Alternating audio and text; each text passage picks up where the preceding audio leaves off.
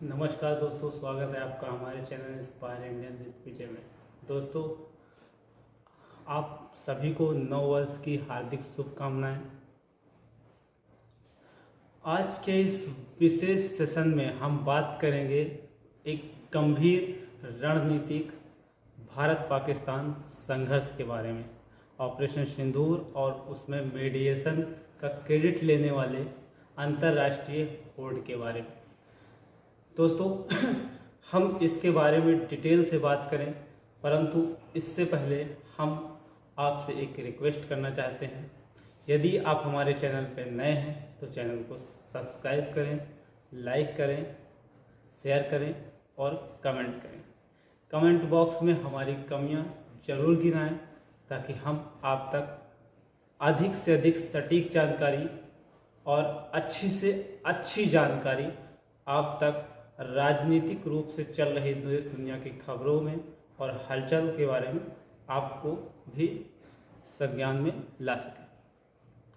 आइए अब बात करते हैं आज कल चल रही जो हमारे देश दुनिया की खबरों में बहुत ज़्यादा रुचि रखने वाली एक खबर है, जिसमें चीन ने भी ऑपरेशन सिंदूर के क्रेडिट लेने की होड़ में अपना एक कदम बढ़ा दिया है। भारत और पाकिस्तान के बीच में हाल ही में जो सैन्य टकराव हुए हैं, उसमें ऑपरेशन सिंदूर के जरिए भारत ने पाकिस्तान के कई आतंकी ठिकानों और एयरबेसों और रणनीतिक ठिकानों को भारी नुकसान पहुंचाया है।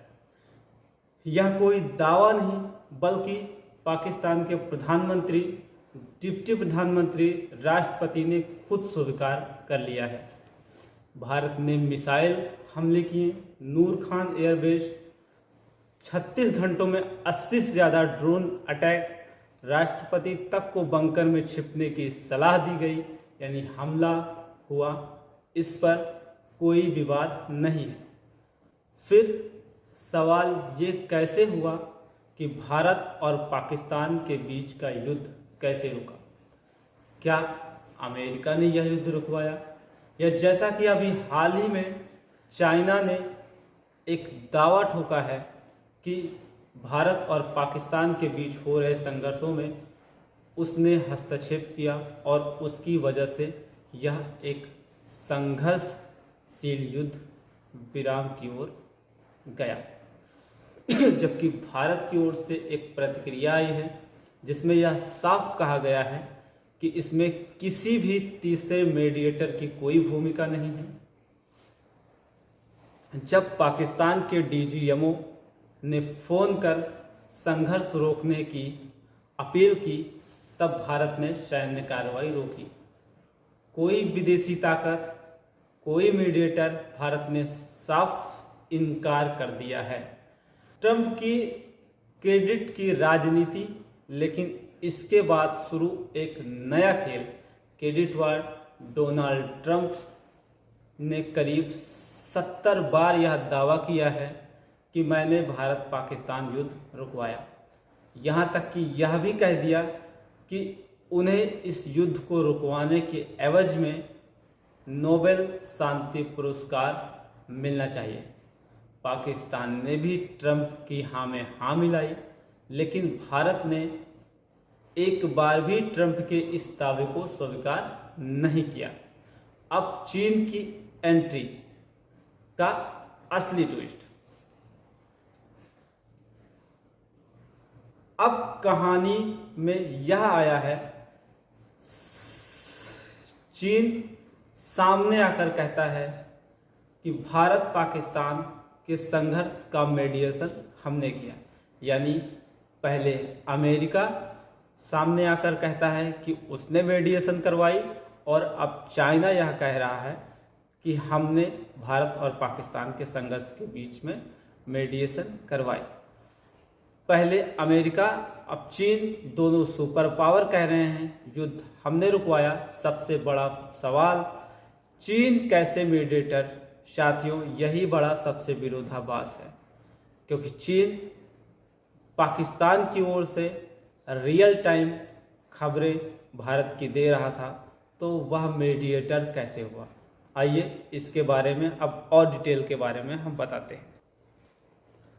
क्योंकि इसी ऑपरेशन सिंदूर के दौरान पाकिस्तान ने भारत पर जो हमला किया उसमें से चीन की मिसाइलें PL-15 भी थी, तुर्की का ड्रोन बरकसौर भी था और उसने रियल टाइम खबरें भी पाकिस्तान को जानकारी के रूप में दी। अमेरिका ने खुद कहा कि चीन ने नैरेटिव वार में पाकिस्तान के लिए फर्जी खबरें चलाईं।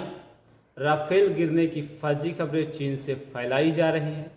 तो जो देश हथियार दे रहा था, फेक न्यूज़ फैला रहा था, अब वही देश मीडिएटर किस प्रकार से बना? चीन का असली मकसद क्या है? साथियों, यह केवल भारत पाकिस्तान की बात नहीं है। चीन अब खुद को दिखाना चाहता है कि वह एशिया में एक सुपर पावर देश और अमेरिका के विकल्प के रूप में उभरा है। ग्लोबल पीस मेकर चीन ने केवल भारत ही नहीं बल्कि थाईलैंड, कंबोडिया, ईरान और इजराइल हर जगह अपने नाम के साथ मीडिएशन जोड़ना शुरू कर दिया है। भारत को नीचा दिखाने की एक घोषणा और एक बड़ा कारण है। भारत का उभर कर सामने आना, भारत का जापान को पछाड़कर दुनिया की चौथी बड़ी अर्थव्यवस्था बनना, एशिया में अब चीन को सीधी टक्कर भारत से मिल रही है। अगर चीन भारत को छोटा दिखाता है तो वैश्विक निवेश और व्यापार फिर चीन की ओर झुक सकता है।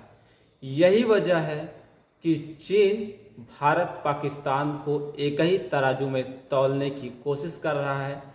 भारत का आधिकारिक जवाब, भारत सरकार ने साफ कहा है कि इस पूरे मामले में कोई भी थर्ड पार्टी मीडिएशन के रूप में नहीं था। यह भारत की राजनीतिक स्वैच्छा की एक नीति है। भारत दबाव में नहीं आता और किसी के युद्ध के बीच में अपना पैर अड़ाकर क्रेडिट लेने की भी कोशिश नहीं करता, परंतु यह भारत का अपना खुद का फैसला है।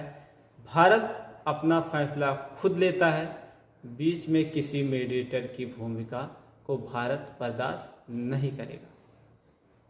साथियों, यह केवल युद्ध नहीं था, यह एक नैरेटिव वॉर, डिप्लोमेटिक वॉर और ग्लोबल सुपरमेसी की लड़ाई थी, जहां अमेरिका अपना दबदबा बनाना चाहता है, चीन खुद नया लीडर दिखाना चाहता है अपने आप को, और भारत चुपचाप मजबूती से आगे बढ़ रहा है। युद्ध हमने लड़ा है, निर्णय हमने लिया है और भारत चुपचाप मजबूती से आगे बढ़ने की कोशिश कर रहा है।